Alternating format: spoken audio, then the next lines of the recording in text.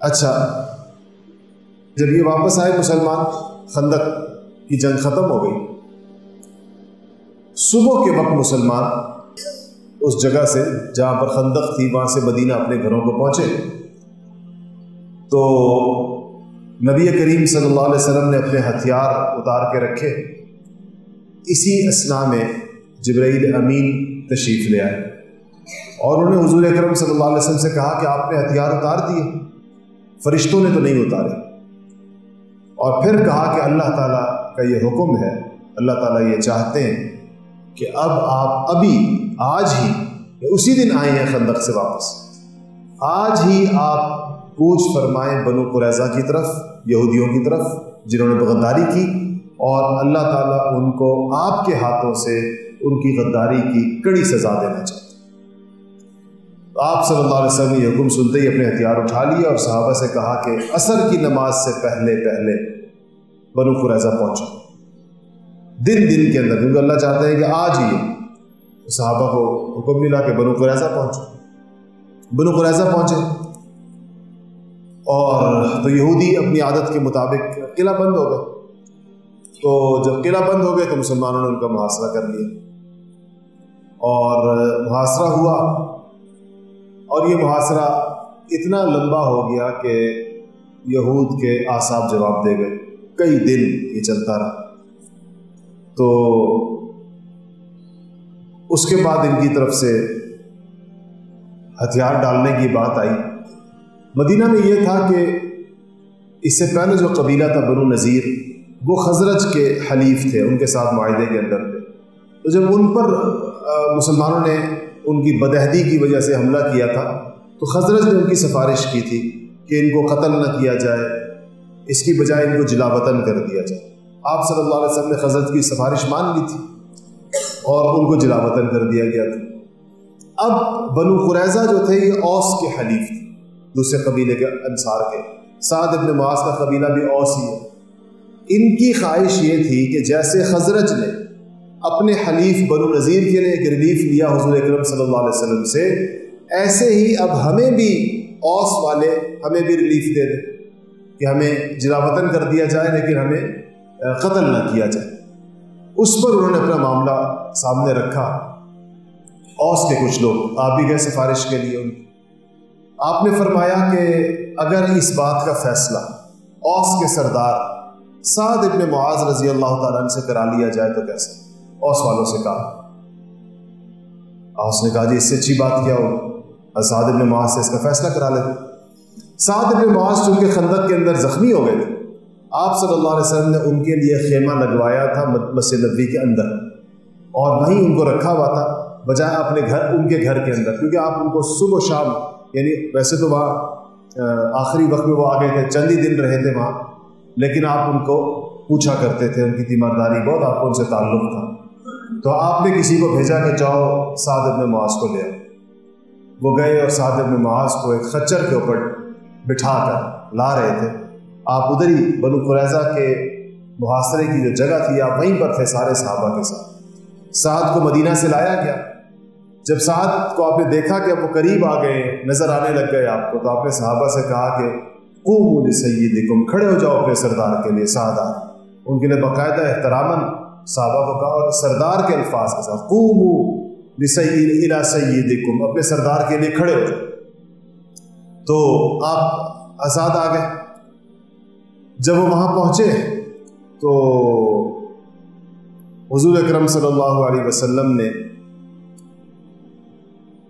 ان کو بتائی ساری بات۔ وہ تو غزوہ میں شریک نہیں تھے، زخمی تھے۔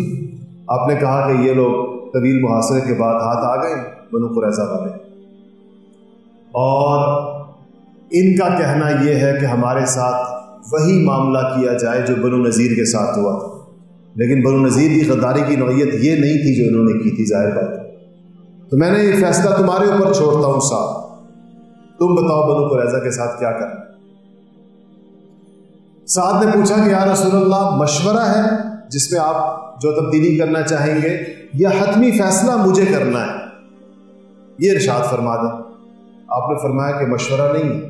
حتمی فیصلہ تمہارا، جو تم کہو گے وہی ان کے ساتھ ہوگا۔ سعد نے کہا کہ میرا فیصلہ یہ ہے یا رسول اللہ کہ ان کے تمام مردوں کو قتل کر دیا جائے اور ان کی تمام عورتوں اور بچوں کو لونڈی اور غلام بنا کر بیچ دیا جائے۔ نبی کریم صلی اللہ علیہ وسلم فرمایا کہ سعد تیری زبان پر اللہ نے وہ جاری کیا جو اللہ چاہتا تھا، یہی اللہ تعالیٰ ان کے ساتھ چاہتا تھا، اور یہ ان کی اس غداری کی کڑی سزا تھی جو انہوں نے نبی کریم صلی اللہ علیہ وسلم کے ساتھ اس موقع کے اوپر کی، اور پھر بنو قریظہ کے تمام مردوں کو قتل کر دیا گیا اور ان کی تمام عورتوں اور ان کے بچوں کو لونڈی اور غلام بنا کر بیچ دیا گیا۔ یہ ایک عبرتناک سزا تھی یہود بنو قریظہ کی، نبی کریم صلی اللہ علیہ وسلم کے ہاتھ سے اللہ تعالیٰ کی دیکھیں ایک بات میری یاد رکھیں،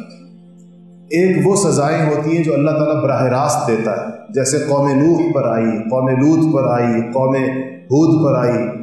یہ اس وقت اللہ تعالیٰ براہ راست سزا دیتا ہے کہ جب نبی اور اس کے ماننے والوں کی تعداد بہت تھوڑی ہوتی ہے، جیسے کہ نوح علیہ السلام کے ساتھ کتنے بندے تھے؟ 80-85 بندے تھے۔ اب 80-85 بندے تو ہزاروں لاکھوں لوگوں کو سزا نہیں دے سکتے، وہاں اللہ تعالیٰ خود آسمانی اور زمینی آفتیں بھیج کر سزا دیتا ہے۔ جب اللہ تعالیٰ نبی کی جماعت کو طاقتور کر دیتا ہے، پھر نبی کی جماعت کے ذریعے سے اللہ تعالیٰ سزا عطا فرماتا ہے ہر دور کے۔ جب بھی امت اتنی تعداد میں ہوگی کہ وہ کافروں کے ساتھ کسی درجے کے اندر مقابلے کی ہو، تو اس وقت آسمان سے عذاب نہیں آتے، بلکہ اللہ تعالیٰ مسلمانوں کے ذریعے سے عذاب دیتا ہے، اور مسلمانوں کو بھی اللہ تعالیٰ جب سزا دیتا ہے تو کافروں کے ذریعے سے دیتا ہے۔ اس وقت بھی آپ دیکھیں، اگر سزا ہوگی کافروں مسلمانوں کو تو کافروں کے ذریعے سے ہوگی، اور اگر کافروں کو سزا ہوگی تو مسلمانوں کے ذریعے سے ہوگی، تو مسلمانوں کو اللہ تعالیٰ ان کے اوپر مسلط کر دیں گے، یا پھر کافروں کو اللہ تعالیٰ مسلمانوں کو مسلط کر دیں گے۔ یہ اللہ جل شاہ کی سنت ہے۔ بنو قریظہ کی طرف نبی کریم صلی اللہ علیہ وسلم کو جبرائیل امین نے خود آ کر اللہ کا حکم پہنچایا کہ آپ جائیں اور ان کو ان کی غداری کی عبرتناک سزا دیں۔ وہ سزا انبیاء علیہ السلام، سعد بن معاذ کو تو نہیں پتا تھا کہ اللہ تعالیٰ کیا چاہتے ہیں، لیکن اللہ تعالیٰ اپنے خاص لوگوں کے دل کے اوپر عین اس بات کو نازل فرماتے ہیں جو خود اللہ تعالیٰ کی مرضی اور منشا ہوتی ہے، جیسے کہ سیدنا عمر فاروق رضی اللہ تعالیٰ عنہ مختلف اور بے شمار مواقع میں عمر فاروق رضی اللہ تعالیٰ عنہ کی زبان پر اللہ پاک نے عین وہ بات جاری فرمائی جو اللہ تعالیٰ کی منشا تھی۔ نبی کریم صلی اللہ علیہ وسلم نے ہمیشہ اس کی تائید فرمائی اور تحسین فرمائی کہ اچھا اس میں ایک چیز اور تھی، وہ بھی آپ سن لیجیے۔ وہ یہ ہوا کہ ایک صحابی جن کا نام حضرت ابو لبابہ ہے، ان کے قریبی تعلقات تھے، چونکہ یہ بھی اوس کے تھے تو ان کے قریبی تعلقات تھے بنو قریظہ سے۔ تو جب یہ بنو قریظہ نے ہتھیار نہیں ڈالے تھے، انہوں نے فرمائش کی محاصرے کے دوران بنو قریظہ نے کہ ابو لبابہ کو بھیج دیں، ہم ان سے کوئی مشورہ کرنا چاہتے ہیں۔ حضور نے ابو لبابہ سے فرمایا کہ آپ چلے جائیں۔ ابو لبابہ کے رضی اللہ تعالیٰ عنہ کہتے ہیں میں اندر گیا تو ان کی عورتوں اور بچوں، میرا تو ان کے ساتھ جسے کہتے ہیں فیملی ٹرمز تھے، تو ان کی عورتوں اور بچوں نے مجھے دیکھ کر رونا شروع کر دیا اور کہ بس جی ہمارا تو بہت شاید برا انجام ہوگا۔ تو مجھ سے انہوں نے پوچھا کہ اگر ہم نے ہتھیار ڈال دیے تو نبی کریم صلی اللہ علیہ وسلم ہمارے ساتھ کیا معاملہ کریں گے؟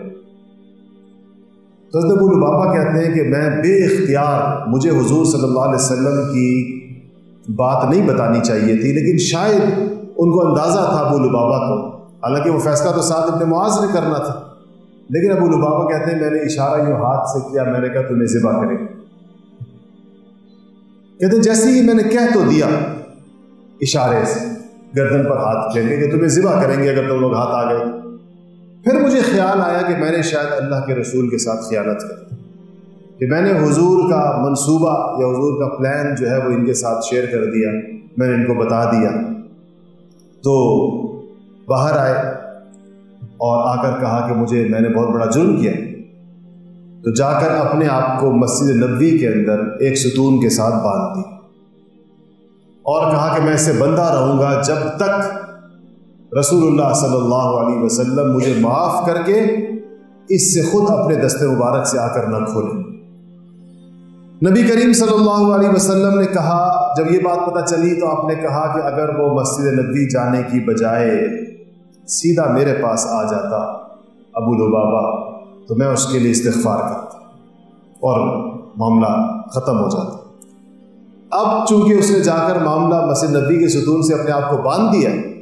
اب جب تک آسمانوں سے ابو لبابہ کی معافی نازل نہیں ہوتی میں نہیں کھولوں۔ تو پھر بنو قریظہ کا سارا معاملہ ہوا، اور اس کے بعد جا کر حضرت ابو لبابہ کی معافی آئی، اور ان کو یہ وہی ستون ہے آج بھی جو آپ نے دیکھا ہوگا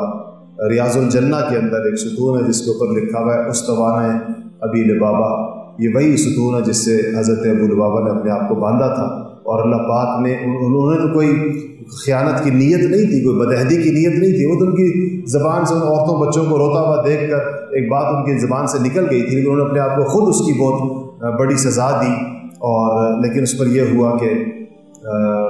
نبی کریم ان کی معافی کو، جو معافیاں آسمان سے اترتی ہیں اللہ تعالیٰ کو بہت اس کی بڑی حیثیت ہوتی ہے۔ آج بھی اس استوانہ کو استوانہ توبہ بھی کہتے ہیں اور استوانہ ابو لبابہ بھی کہتے ہیں۔ اس کے بعد جب بنو قریظہ کو سزا دے دی گئی اور ان کے سارے مرد قتل کر دیے گئے، تو حضرت ابو لبابہ کو نے پھر سے اپنی اس دعا کا اعادہ کیا کہ یا اللہ، بنو قریظہ کی عبرتناک سزا تو انہوں نے دیکھ لی۔ پہلی دعا میں نے آپ سے کہا تھا نا ابھی تھوڑی دیر پہلے انہوں نے 2 دعائیں کی تھی کہ اللہ مجھے موت نہ دینا جب تک بنو قریظہ کی عبرتناک سزا میں دیکھ نہ لوں۔ نہ صرف انہوں نے دیکھی بلکہ اس سزا کی اناؤنسمنٹ بھی انہی کے زبان مبارک سے ہوئی، انہوں نے حضور صلی اللہ علیہ وسلم نے فیصلہ ان کو عطا کیا۔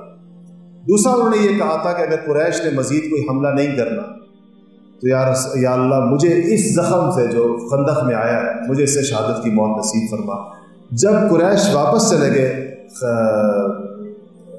مکہ کی طرف تو آپ صلی اللہ علیہ وسلم نے فرمایا، اور یہ بخاری کی روایت ہے کہ نبی کریم صلی اللہ علیہ وسلم نے فرمایا کہ الآن نغزوہم ولا یغزوننا نحن نسیر الیہم، اب یہ ہم ان کے اوپر حملہ کریں گے، یہ اب ہم پر حملہ نہیں کریں گے، اب ہم ان کی طرف جائیں گے۔ اس کے بعد یہ ہوا کہ وہ جو زخم تھا جو 7-8-10 دنوں کے اندر بند ہو گیا تھا، اس کا خون بہنا، وہ اچانک زخم کھل گیا اور ان کا خون بہا، اور حضرت سعد ابن معاذ کی شہادت ہو گئی۔ اس کی ان کی جب شہادت ہو گئی تو نبی کریم صلی اللہ علیہ وسلم نے ایک ایسا ارشاد فرمایا، 2 باتیں ارشاد فرمائی۔ آپ نے کہا کہ سعد کی موت سے اللہ تعالیٰ کا عرش ہل گیا، اور دوسرا ارشاد فرمایا کہ آسمان کے تمام دروازے آج سعد کی روح کی استقبال میں کھول دیے گئے، اور اللہ تعالیٰ کے فرشتے آج آسمانوں پر سعد کی روح کے استقبال کے اندر خوشیاں منا رہے۔ اور پھر نبی کریم صلی اللہ علیہ وسلم نے خود قبر کے اندر اتر کر حضرت سعد بن معاذ کو قبر کے اندر رکھا اور کہا کہ ایک چیز اور، کسی شاعر ایک انصاری صحابی نے اس موقع پر کہا کہ ہم نے سعد کی موت کے علاوہ کبھی کسی کی موت پر اللہ تعالیٰ کے عرش کے ہلنے کا نہیں سنا رسول اللہ صلی اللہ علیہ وسلم سے، اور کہا کہ ان کی قبر سے مشک کی خوشبو آتی تھی۔ اللہ جل شانہ ان کے درجات بلند فرمائے۔